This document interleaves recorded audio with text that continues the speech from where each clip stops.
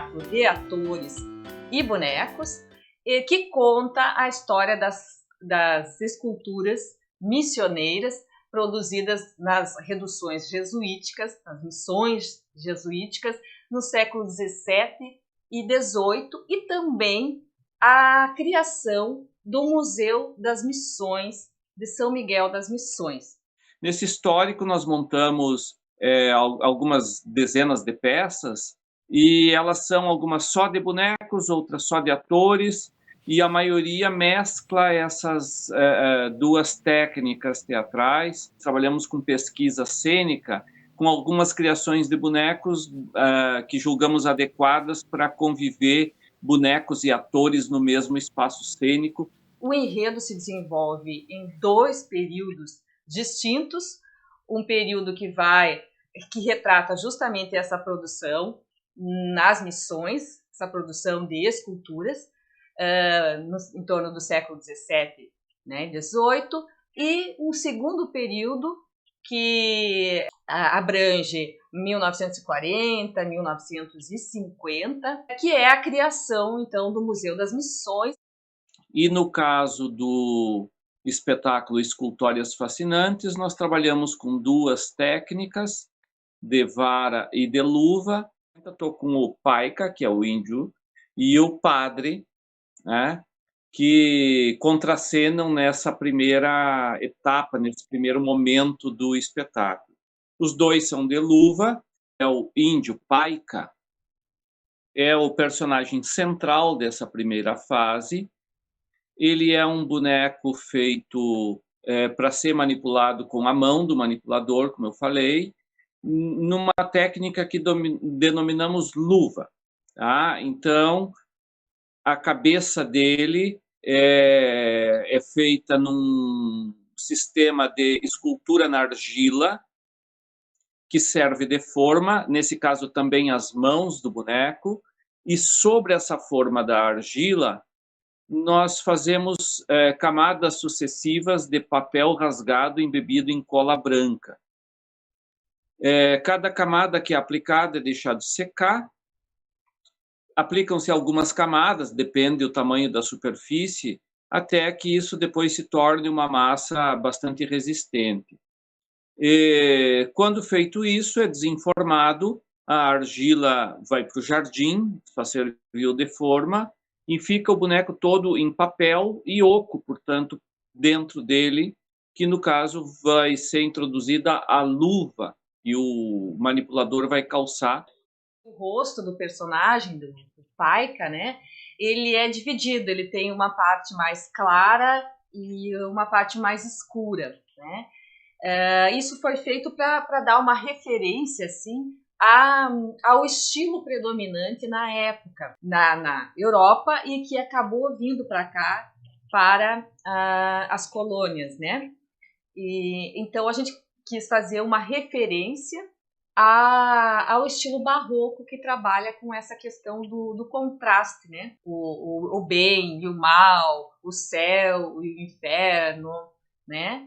E a luz e sombra, né? Então a gente quis fazer uma referência, porque esse é um estilo que acaba influenciando aqui não só a escultura, mas também a arquitetura, a pintura. Bem no centro dessa divisão, o que faz assim essa divisão são pontinhos, é uma linha pontilhada. Essa linha pontilhada aí é uma referência às pinturas corporais indígenas. O nome desse personagem, desse índio escultor, é Paica. Paica é um índio que nós temos registro nos livros históricos, ele existiu, viveu em São Miguel das Missões, muito embora os relatos não deem conta de que ele tenha sido escultor, mas ele era um artífice. Em relação aos figurinos, então, procurou se incorporar elementos da pesquisa estética, elementos históricos, né? Então, por exemplo, o personagem do paica, não é? Que é um índio, então, das missões. O figurino dele básico é uma bata, como se usava no período, feito em algodão, que era uma cultura produzida nas missões, então a gente fez uma referência a isso, né?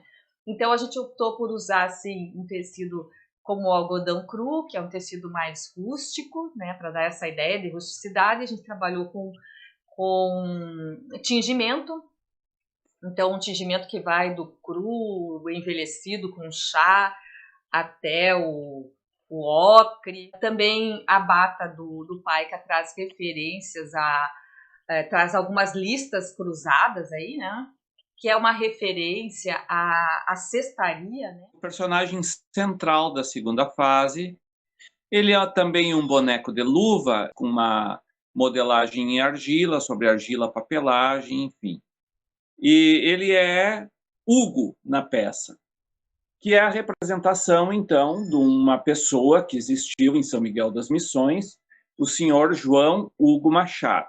É o personagem, é a pessoa que vai, historicamente, ser o responsável por arrecadar essas esculturas em toda a macro-região, indo nas casas, nas capelas. Então, por muitas décadas, o seu João Hugo Machado foi o zelador, mas o grande guardião da estatuária missioneira. É um cavaleiro que o Hugo encontra, seu Hugo encontra, né, quando vai atrás de uma das esculturas na calada da noite, né, ele encontra esse cavaleiro meio temerário. Ele é um boneco de varas, né? Então tem uma vara central, por onde a gente faz o movimento do cavalo, né? E depois duas varetas, uma que ele segura aqui uma espécie de chicote, né? Na outra aqui a gente manipula a rédea do cavalo. O outro personagem, que é o par romântico do seu Hugo, que é a Neca, então. Um boneco de vara, ela tem uma vara central, que permite manipular o corpo, né? E duas varetas nos braços. Eu gostaria de fazer referência aos olhos dos bonecos. Via de regra, os bonecos podem ter um olho mais saliente que o normal.